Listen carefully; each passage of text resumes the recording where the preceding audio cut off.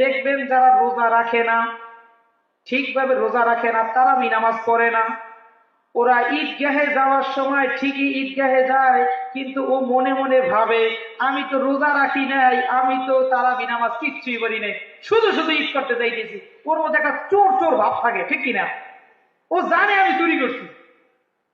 একবার আবু বকর রাদিয়াল্লাহু তাআলা আনহুকে রাসূলুল্লাহ সাল্লাল্লাহু আলাইহি সাল্লাম বললেন, সবচেয়ে বড় চোর কে বলো তো? বলে যে সবচেয়ে বড় চোর যিনি নামাজে চুরি করে, যিনি নামাজে চুরি করে। আবু বকর রাদিয়াল্লাহু তাআলা আনহু আবার জিজ্ঞেস করলেন, নামাজে আবার কেমনে চুরি করে? তখন রাসূলুল্লাহ সাল্লাল্লাহু আলাইহি সাল্লাম বললেন, যারা নামাজে চুরি করে তারা রুকু সিজদা ঠিকভাবে করে না, খালি টাকটুক নামাজ পড়ে। টাকটুক বুঝেন? কোন মতে রুকু দিয়েই আবার টপ করে উঠে যায়, সিজদা দিয়ে উঠে যায়, এইটাই নামাজের মধ্যে চুরি করা।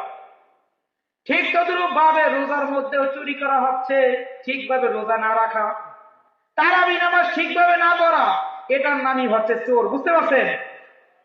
অতএব যারা ঠিকভাবে রোজা না রাখা এবং ঠিকভাবে তারাবি নামাজ না পড়া যারা এইভাবে ঈদগাহে যায়, তাদের মধ্যে ওই রকমের চোর চোর ভাব থাকে, ঠিক কিনা? নারায়ে তাকবীর।